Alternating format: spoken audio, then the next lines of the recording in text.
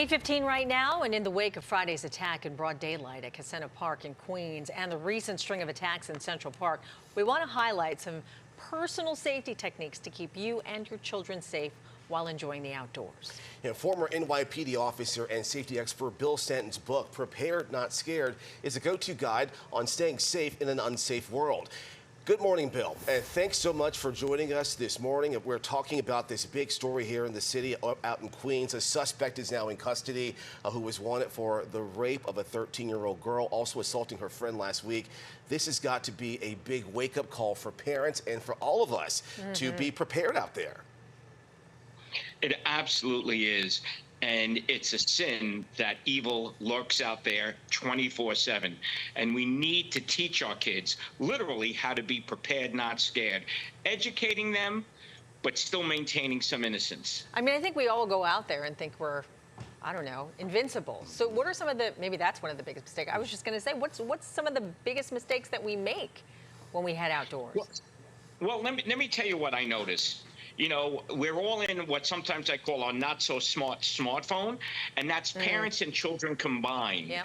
And we're so tuned in to the cyber world, we're not paying attention what's happening around us.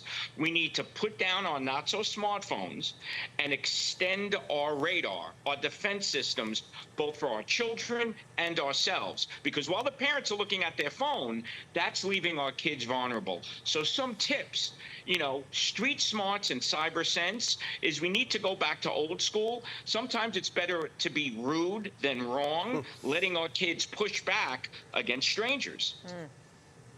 You know, I think about right now, school's about to wrap up. Kids are going to be on the streets for longer periods and more people out there along with them. What should we be telling our kids specifically about keeping themselves safe, knowing, as you mentioned earlier, a predator can be anyone?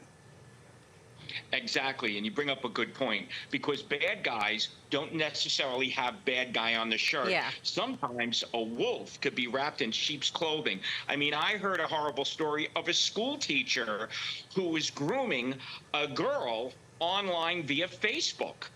And it was covered up when they tried to cover it up. And so what you need to do is tell your kids that good guys, it's better to be friendly. You don't need to be friends. And have a dialogue with the parents. Parents should nurture that give and take and let the kid voice their concerns no matter where it happens.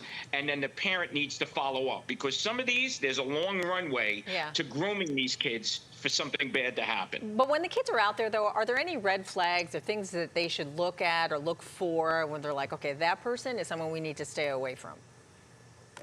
Well, you know what? I call it the icky feeling. Okay. You know, whether it be family, friends, or a stranger, or somewhere in between. When someone's asking you, oh, why don't you come over? Let's do this. Or that you look to be segregated from the crowd. These predators are very good at doing it. Other than physically grabbing someone, there's the psychological. If it's the long play, if a predator is trying to lure your child, understand this happens over a period of time because they want to do it under the nose of the parents and be a recidivist to it. So dialogue with the children and teach your kids it's better to be rude than wrong. But what if they have a weapon? Like was it the case last Friday?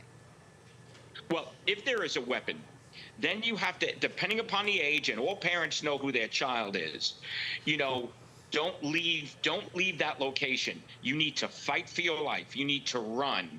If you see someone and someone's coming at you, teach your child to scream, to run, to hide, anything, because so many times they think you're never going to be a victim. Because we live in this bubble, we think nothing is ever going to happen to us, but bad things happen to good people. And that needs to be expressed individually to each child as you feel their development can handle. You know, and one more for you too, Bill. Do you think parents should invest in a tracking device, an air tag, just to make sure they have extra knowledge of where their kids are, where they're going? Well, here's old school and new technology. Old school, they should be aware of their home address, their home telephone number, emergency numbers, and having an ad tag and being able to track the cell phone. That's easily done, parent to child, so they can always track them on that cell phone. And I would do an ad tag for redundancy. So just in case the phone is ditched, they have something on their clothing or their backpack as such. All right, great advice, Bill. Thanks so much for taking the time to speak with us this morning. And be Thank sure you, to pick up a copy of Bill's book, Prepared, Not Scared, wherever books are sold.